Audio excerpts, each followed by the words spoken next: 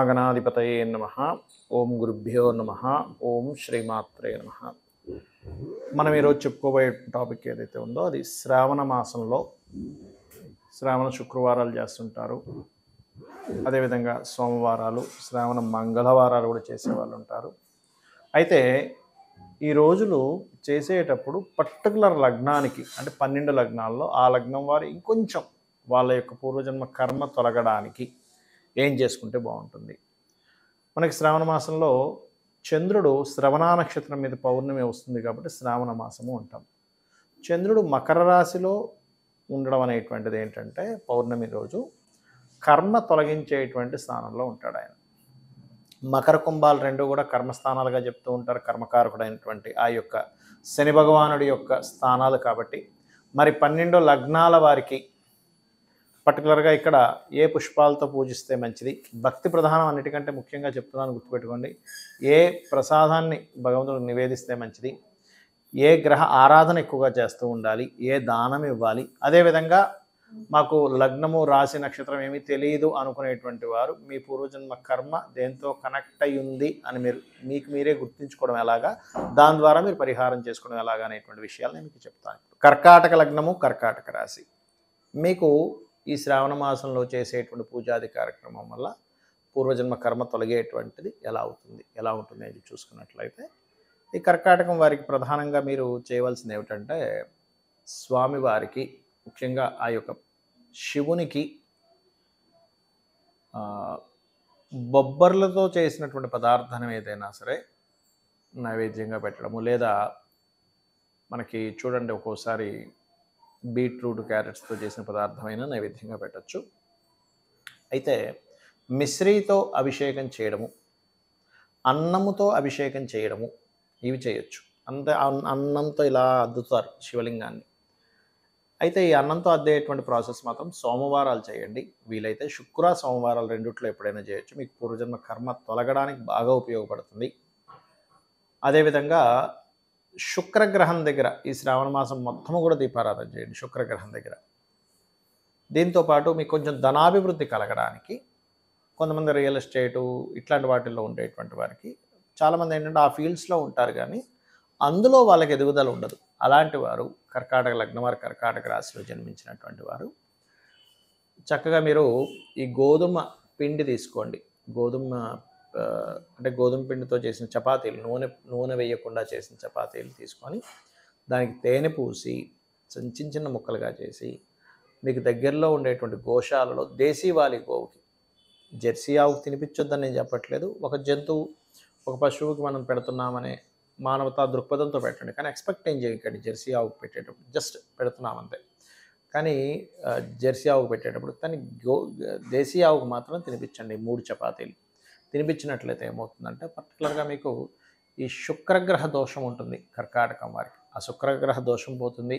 శుక్రగ్రహం దగ్గర కూడా దీపారాధన చేయండి. వీలైతే నెయ్యితో చేయొచ్చు, నూనెతో కూడా చేయొచ్చు. ఇలా చేయండి, అన్ని విధాల మీకు బాగుంటుంది. చాలామందికి వాళ్ళ లగ్నం కానీ, రాశి కానీ, నక్షత్రం కానీ తెలియదు. అప్పుడు ఎలాగా మనం మొట్టమొదటిగా మనం అర్థం చేసుకోవాల్సింది ఏంటంటే పూర్వజన్మ కర్మ మనల్ని రూల్ చేస్తూ ఉంటుంది. అది మీరు చేసే మంచి కర్మ కానివ్వండి, తెలుసో తెలియకో చేసేటువంటి ఒక బ్యాడ్ కర్మ కానివ్వండి. అందరికీ భూమి మీద పుట్టిన ప్రతి ప్రాణికి ఉంటుంది, మీకు నాకు అందరికీ ఉంటుందండి, వీళ్ళేమో ఎక్సెప్షన్ కాదు దానికి. అయితే ఇక్కడ మీకు ఒకవేళ ఎక్కువ అప్పుల బాధలు ఉన్నాయి, బాగా అప్పులతో ఇబ్బంది పడుతున్నారు అనుకోండి, ఈ శ్రావణ మాసంలో మీరు బిల్వపత్రంతో పూజ చేస్తూ సూర్య నమస్కారాలు ఎక్కువగా చేయండి. ఎంత సూర్యుడు ఆరాధన చేస్తే దాంతోపాటు ఓం అపర్ణాయై నమః అనే మంత్రం కనుక చేసుకుంటే అప్పులు క్లియర్ అయిపోతాయి. అలా కాదండి, నాకు ఆల్మోస్ట్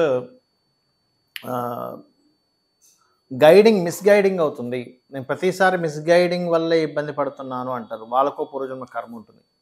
అలాంటి వాళ్ళు ఈ శ్రావణ మాసంలో శివునికి గంధముతో అభిషేకం చేయండి. అప్పుడు ఈ శ్రావణ మాసంలో చేసే ఈ కర్మ వల్ల మీకు పూర్వజన్మ కర్మ తొలగిపోతుంది. అలా కాకుండా కొంతమందికి ప్రతిదీ ఏదో ఒక గొడవ అవుతుంది. అంటే ఒక మంచి ఆపర్చునిటీ ఒక గొడవ ద్వారా పోగొట్టుకుంటాడు మనిషి. అలాంటి వారు శివునికి కుంకుమ నీటితో అభిషేకం చేయడము, మరియు కుజగ్రహం దగ్గర దీపారాధన చేయడము చేస్తూ ఉండండి. వృషభం మన ఇందాక నేను చెప్పినట్టుగా మిస్గైడింగ్ అవుతున్నటువంటి వారికి వాళ్ళు గురుగ్రహం దగ్గర చేయాలి.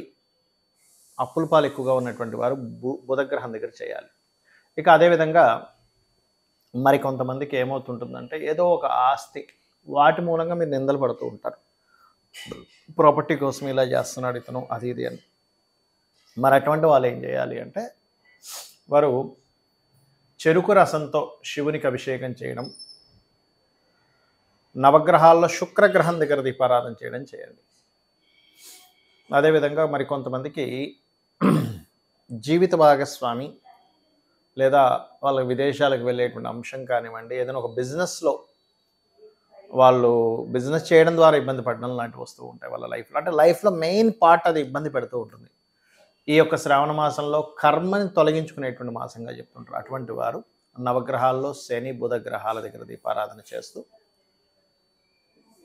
స్వామివారికి అంటే పరమేశ్వరుడికి శివలింగం దగ్గర గంధపు నీటితోని లేదా నూనెని దానంగా ఇచ్చి అక్కడ ఎక్కువ దీపారాధన చేయడం చేయండి శివాలయంలో. మరికొంతమందికి ఎలా ఉంటుందంటే వాళ్ళ చాట్లో అంటే వాళ్ళ తెలియదు, మీ డేట్ ఆఫ్ బర్త్ తెలియనప్పుడు వాళ్ళకి చెప్తున్నాను కాబట్టి, ఏదో అంటే ఒక ఫుడ్ రిలేటెడ్ ఇండస్ట్రీకి వెళ్ళడం వల్ల లేకపోతే ఒక ట్రాన్స్పోర్టింగ్ చేయడం వల్ల లేనట్లయితే ఒక్కోసారి మానసికమైన స్ట్రెస్లు ఎక్కువగా ఉంటూ ఉంటారు. అలాంటి వారు పాలతో లేదా పెరుగుతో పంచామృతాలతో అభిషేకం చేయండి. దాంతోపాటు మీరు వస్త్రం ఏదైనా స్వామివారికి సమర్పించండి, శివునికి లేదా అమ్మవారికి. తెల్లటి మంచి చక్కటి చీర లాంటిది. మరికొంతమందికి మీరు అంటే ఒక మాట మంచి కోసం చెబుతున్నా బ్యాడ్ నేమ్ వస్తూ ఉంటుంది, నిందలు అనుభవిస్తుంటారు. అయ్యో నేను మంచిగా చెప్తే ఇలా అయింది ఏంటండి, అధికారులతో ఒత్తిడి ఉంటుంది. అటువంటి వారు నవగ్రహాల్లో గురు రవి గ్రహాల దగ్గర దీపారాధన చేస్తూ మీరు శివునికి పర్టికులర్గా బిల్వపత్రంతో అభిషేకం కనుక చేసినట్లయితే లేదా బిల్వపత్రాన్ని నీటిలో వేసి అభిషేకం చేసినట్లయితే ఆ దోషం పోతుంది. ఇంకొంతమందికి ఎట్లా ఉంటుందంటే షేర్ మార్కెటింగ్ రిలేటెడ్లోనే వాళ్ళ లైఫ్ మొత్తం, అంటే ఇవన్నీ నేను చెప్తుంది ఏంటంటే మొత్తం లైఫ్ ఈ అంశం వల్ల మీకు తిరిగింది అంటే ఈ రెమెడీ చేసుకుంటే క్లియర్ అవుతుంది. షేర్ మార్కెట్ ద్వారా వీళ్ళ లైఫ్ తలకిందులైపోతుంది. అలాంటి వారు కూడా బిల్వపత్రంతో దీపారాధన చేయడము, శని బుధ గ్రహాల దగ్గర దీపారాధన చేయడము, శనివారం బుధవారం చేయడం, నువ్వుల నూనెతో చేయొచ్చు. మరికొంతమందికి స్త్రీ మూలకంగా అవుతుంది. అంటే ఏమిటి, వివాహం చేసుకున్నారు, వచ్చినటువంటి భార్య కావచ్చు, భర్త కావచ్చు, లేదా ఆ అమ్మాయికి ఆడపడుచు వల్ల కావచ్చు, వివాహం తర్వాత నిందలు గొడవలు ఘర్షణలు జరుగుతూ ఉంటాయి. లేదా ఒక్కొక్కసారి ఏమవుతుందంటే స్త్రీ మూలంగా శత్రుత్వాలు ఏర్పడతాయి. అలాంటి వారు మీరు చేయవలసిన శుక్రగ్రహం దగ్గర దీపారాధన చేస్తూ స్వామివారికి ఎర్రటి పుష్పాలతోని తీపి పదార్థాలతో అభిషేకం చేయండి, ఖచ్చితంగా క్లియర్ అవుతుంది. ఇక మకరం వారు బిల్వపత్రాలతోని మరియు తీపి పదార్థంతో అంటే చక్కెర మిశ్రితో అభిషేకం చేయడము, మరియు అదేవిధంగా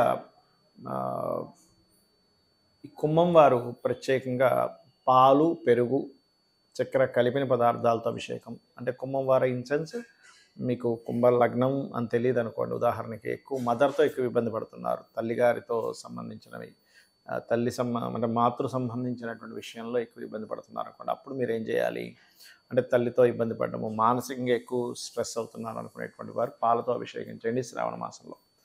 అదేవిధంగా మరికొంతమందికి ఏమవుతుందంటే ల్యాండ్ కొనడం వల్ల వాళ్ళు ప్రతిసారి కిందకి డౌన్ అయిపోతుంటారు. అటువంటి వారు మంగళవారం నాడు కుజగ్రహం దగ్గర దీపారాధన చేస్తూ, అంటే ఒక్కోసారి రియల్ ఎస్టేట్లో ఉంటారు కొంతమంది, లేనట్లయితే వ్యవసాయంలో ఉంటారు. వ్యవసాయంలో ఉన్నటువంటి వారు మాత్రం మంగళవారం కనుక మీరు దీపారాధన కుజుడి దగ్గర దీపారాధన చేసి సుబ్రహ్మణ్యేశ్వర స్వామిని కానీ ఆంజనేయ స్వామిని కానీ చేసినట్లయితే, అన్నపూర్ణాష్టకం చదువుకున్నట్లయితే వ్యవసాయంలో 100% మీరు సక్సెస్ అవుతారు.